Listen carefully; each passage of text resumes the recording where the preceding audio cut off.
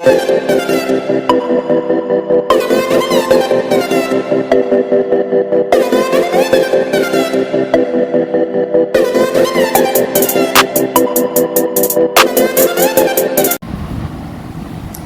वालेकुम स्टूडेंट, आज आपको करवाएंगे question number 11 new countdown book 8 class. तो क्वेश्चन नंबर 11 है, एक्सरसाइज फर्स्ट है, एक्सरसाइज नंबर 1 है। तो हमारे पास जो फर्स्ट क्वेश्चन है, इफ़ ए सेट में नंबर है 2 3 4, तो ए सेट 2 3 4 एलिमेंट के साथ है, बी है 3 5 6 एंड सी है 5 7 9। करना क्या है बच्चों, 3 सेट आपको गिवन है, प्रूफ करना है associative property of the union of set. मतलब आपको एक प्रॉपर्टी गिवन है जिसको कहते हैं एसोसिएटिव प्रॉपर्टी। अब ये प्रॉपर्टी क्या होती है, इन सेट्स का करना क्या है, एसोसिएटिव प्रॉपर्टी ऑफ यूनियन क्या होती है। सबसे पहले बात को समझो। प्रॉपर्टी मीन्स होती है कोई ऐसा कानून, कोई ऐसी चीज़ जो सॉल्व करके एक रूल बना दिया गया हो। तो बेटा हम आपको बताना ये चाह रहे हैं कि लॉ क्या होते हैं, ये लॉज क्यों बनाए गए हैं ये सेट के।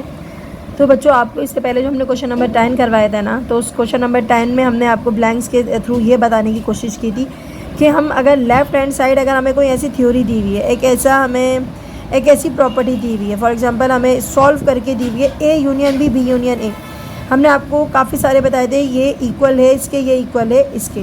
आपने क्वेश्चन नंबर 10 अगर नहीं देखा है तो बेटा देख लो, उसके अंदर प्रॉपर्टीज़ के हवाले से जो है ना वो आपको ब्लैंक्स दी गई हैं। तो ये पहले से तयशुदा बात है, उन्होंने पहले से सॉल्व कर दिया है, प्रूव करवा दिया कि अगर आप ए यूनियन बी करोगे तो उसका आंसर वही आएगा जो बी यूनियन ए का आता है। ये आपको इन्होंने जिस तरीके से फार्मूले होते हैं ना, फार्मूले आपको दिए जाते हैं ताकि आपके लिए आसानी हो जाए। तो उन्होंने ये पहले से प्रॉपर्टी बना दी है कि भैया आपने अगर ए यूनियन बी करना है या बी यूनियन ए करना है तो उसका आंसर ए ही आएगा। इसी तरीके से अगर आप ए इंटरसेक्शन बी और बी इंटरसेक्शन ए करते हो, इसको हमने एक नाम दे दिया कम्युनिकेटिव प्रॉपर्टी ऑफ यूनियन। ठीक है, ये एक लॉ बना दिया इन्होंने कि आप कुछ भी करना है इसका आंसर जो है वो इक्वल ही आएगा। ठीक है, हाँ अगर सेम नंबर है तो ये ना हो कि इस वाले ए में 2 लिख दिया और इस वाले बी में अगर इस वाले ए में 2 है और इस वाले ए में 3 है, तो ऐसा कुछ नहीं है। अगर इसका ए 2 है तो इसका ए भी 2 होना चाहिए। ठीक है, ये आप एक अलग सी बात है। लेकिन ए यूनियन बी और बी यूनियन एक जो इन्होंने सॉल्व करा है और सॉल्व करने के बाद इन्होंने थ्योरी बना दी है, इन्होंने लॉ बना दिया कि भैया इनका आंसर जो है वो सेम ही आएगा। ठीक है, इक्वल होगा, ये एक दूसरे के इक्वल है, तो ज़्यादा सोचने की ज़रूरत नहीं है, ये इन्होंने पहले ही लॉ बना दिया। अब इसी तरीके से इंटरसेक्शन का भी यही कहानी है बच्चों, कम्युनिकेटिव प्रॉपर्टी ऑफ इंटरसेक्शन।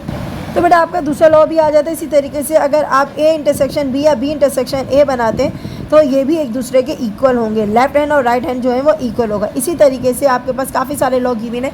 मैं आपके जो टॉपिक पे आती हूँ, तो बेटा बिल्कुल इसी तरीके से हम जो टॉपिक है हमारा एसोसिएटिव प्रॉपर्टी यानी कि एसोसिएटिव लॉ ऑफ सेट। इसमें क्या रूल है बच्चों, जैसे यूनियन में हमारे पास सिर्फ 2 नंबर के साथ था ना कि A union B, B union A, A intersection B, B intersection ए।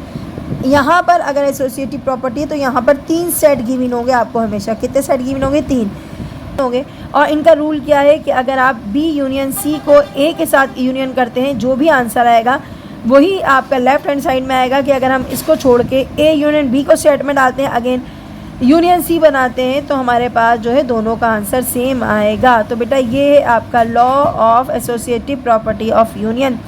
इसी का अपोजिट इंटरसेक्शन हो जाएगा, यूनियन की जगह इंटरसेक्शन डाल दो, answer left hand right hand का सेम आएगा अगर हमारे पास ये लॉ अप्लाई कर रहे हैं। तो अगर एसोसिएटिव प्रॉपर्टी का ये लॉ अप्लाई कर रहे हैं तो हमारे आंसर लेफ़्ट और राइट का सेम ही आएगा। ओके, तो बच्चों ये हमारे पास जो है वो हम उतारेंगे और अपने क्वेश्चन को सॉल्व करेंगे। तो बेटा क्वेश्चन हमने राइट कर लिया है और आपके पास फार्मूला भी हमने आपको एक्सप्लेन कर दिया था।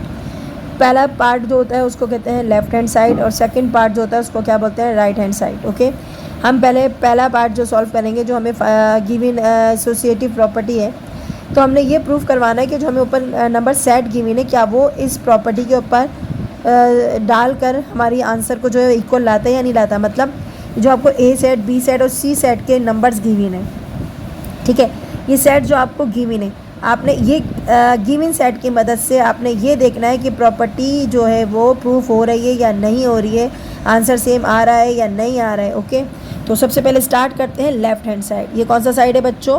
Left hand side. तो सॉल्व करने के लिए हम सबसे पहले उतारेंगे A union B union C. ठीक है, तो पहले आपको पता है सबसे पहले हम ब्रैकेट सॉल्व करते हैं, यानी कि बी यूनियन सी सॉल्व करते हैं। और बी में जो हमारे एलिमेंट है वो है हमारे पास 3, 5, 6। उसके अलावा यूनियन बनाना है और सी के जो नंबर हैं आपके एलिमेंट है 5, 7 और क्या है बच्चों 9। यूनियन में क्या करते हैं, यूनियन में कुछ नहीं करते, सारे के सारे नंबर जो होते हैं वो एक साथ कंबाइन करके लिखते हैं। तो सारे एक साथ उतारते हैं 3, 5, 6, 7 और 9। ये बन गया आपका ए यूनियन बी, अच्छा सॉरी बी यूनियन सी। अब बारी है ए की, तो हम पूरा उतारेंगे ए यूनियन और जो भी आपका आंसर आया बी यूनियन सी का वो उतारेंगे। तो पहले ए सेट के एलिमेंट है 2, 3, 4। अच्छा जी, इसका आंसर क्या है, इसका आंसर ऊपर नज़र आ रहा होगा आपको, इसका भी यूनियन ही बनाना है। 3, 5, 6 भी है, 6, 7 और क्या है बच्चों 9। ठीक है, अब ये ब्रैकेट थोड़े सही नहीं बनने हैं, हाथ नहीं पड़ रहा है आपका। अच्छा जी, अब अपने यूनियन बनाने के लिए आंसर आ रहा है बच्चों, सारे नंबर सीक्वेंस से लिखेंगे। यूनियन आप सबको बनाना आता है, 2, 3, 4, 5, 6, 7 और बच्चों क्या आ रहा है 9। अब करते हैं बेटा, लेफ़्ट हैंड साइड हो गया, अब करेंगे बच्चों राइट हैंड साइड। अब है राइट हैंड साइड और हम उतारेंगे बाकी का पार्ट। बाकी का पार्ट क्या है बच्चों, ए यूनियन बी और यूनियन सी। ठीक है, पहले ब्रैकेट सॉल्व करते हैं, तो हम यूज़ करेंगे ए यूनियन बी। ठीक है, सबसे पहले ए के नंबर उतारेंगे, आपके पास है 2, 3, 4, जबकि आपके पास यूनियन बी के एलिमेंट है हमारे पास 3, 5, 6। ओके, यूनियन बनाने के लिए क्या करते हैं, सब एक साथ सीक्वेंस से लिखते हैं। तो हमारे पास आ गया 2, 3, 4, 5 और 6। ओके, अच्छा जी, उसके बाद हमने क्या करना है, यूनियन सी बनाना है। तो सबसे पहले ए यूनियन बी, ठीक है, यूनियन सी उतारेंगे। अच्छा, इसका आंसर क्या है, इसका आंसर आया ऊपर आपको नज़र आ रहा है 2, 3, 4, 5 और 6, जबकि यूनियन सी में सी के जो है एलिमेंट वो है आपके पास 5, 7 और बच्चों 9। आपको नज़र नहीं आ रहा होगा कैमरे में, तो हमने ए यूनियन बी इसका आंसर लिखा है 2, 3, 4, 5, 7, 9। ठीक है, उसके बाद हमने सी के एलिमेंट उतारे 5, 7, 9। तो बेटा इसका आंसर क्या लिखना है जी, सारे के सारे नंबर जो तमाम नंबर जो हैं वो हमने सीक्वेंस से लिखना है 2, 3, 4, 5, 6, 7 और 9। और आपने ये देखना है कि दोनों साइड इक्वल आ रहे हैं जी, बिल्कुल दोनों के जो हैं आंसर इक्वल आ रहे हैं। तो हम लिख सकते हैं लेफ़्ट हैंड साइड इक्वल है बच्चों राइट हैंड साइड, या आप पूरा क्वेश्चन उतार के लिख सकते हैं प्रूफ। क्वेश्चन नंबर 11 अब ख़त्म हो गया, अब हम करवाते हैं क्वेश्चन नंबर 12। तो बेटा ज़्यादा फ़र्क नहीं है, क्वेश्चन नंबर 12 है बच्चों, क्वेश्चन नंबर 12 में ज़्यादा फ़र्क नहीं है जी।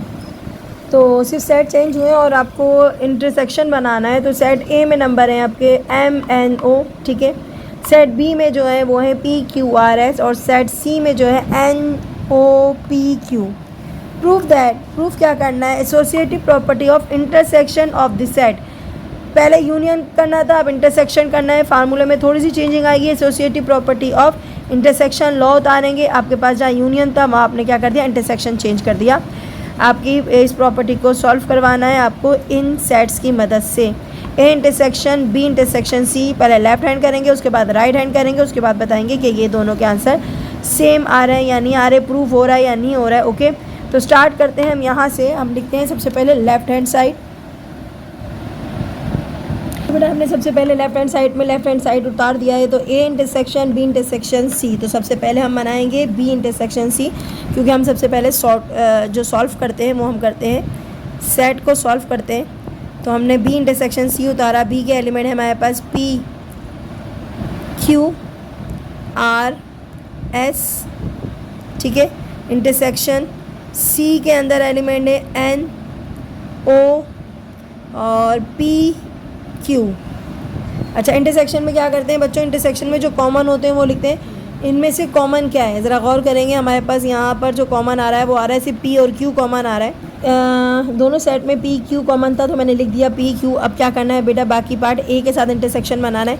तो हम उतारते हैं यहाँ पर A पार्ट उतारेंगे, बाकी का जो है वो हमारे पास बचा है A intersection B intersection C। Okay, सबसे पहले हम A सेट के नंबर उतारेंगे बच्चों, वो है MNO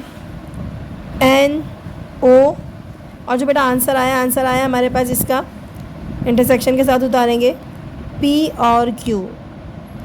अब यहाँ आप देखने वाली बात ये, इनमें से कॉमन क्या है जी, जल्दी से देखकर बताओ। मुझे तो यहाँ कोई भी कॉमन नज़र नहीं आ रहा है, तो इसका मतलब ये नल सेट आएगा। इसका आंसर क्या आएगा बेटा? Null set. अब लेफ़्ट हैंड साइड कर लिया है, राइट हैंड साइड सॉल्व करके देखते हैं क्या आंसर आता है। तो हमने उतारा है राइट हैंड साइड, और राइट हैंड साइड में हमें सबसे पहले क्या करना है बच्चों? ब्रैकेट सॉल्व करना है, यानी कि A इंटरसेक्शन B सॉल्व करना है बच्चों। तो A में एलिमेंट थे M N O। तो बेटा हमने सबसे पहले A के आप सेट के एलिमेंट उतारे हैं, उसके बाद हम इंटरसेक्शन का साइन लगाएंगे और सेट B के उतारेंगे।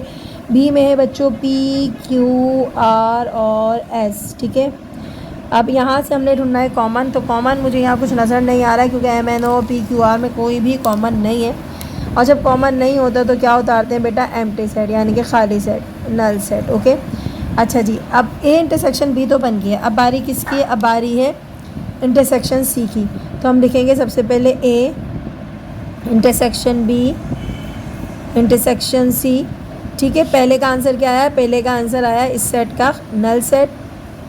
उसके बाद इंटरसेक्शन है, और C के जो है वो एलिमेंट है हमारे पास N O P और Q। तो बेटा इनमें से हम कॉमन देखते हैं कॉमन क्या है। तो मुझे लगता है यहाँ कॉमन कुछ नहीं होगा, क्योंकि यहाँ नल सेट है और हमारे पास आंसर आएगा नल सेट। तो अब देखते हैं बच्चों, हमारा राइट हैंड लेफ्ट हैंड दोनों का आंसर सेम आ रहा है, बिल्कुल सेम आ रहा है। तो हम यहाँ लिखेंगे राइट हैंड नहीं, पहले लिखेंगे लेफ्ट हैंड साइड इक्वल है बच्चों राइट हैंड साइड के, हैंस प्रूफ हो गया बच्चों ये। तो हम क्या लिखेंगे? प्रूफ। इसके साथ इजाज़त दीजिए, अगले क्वेश्चन के लिए अपना बहुत ख्याल रखें, दुआओं में याद रखें, चैनल को लाइक करें, सब्सक्राइब करें और शेयर करें। अल्लाह हाफिज़।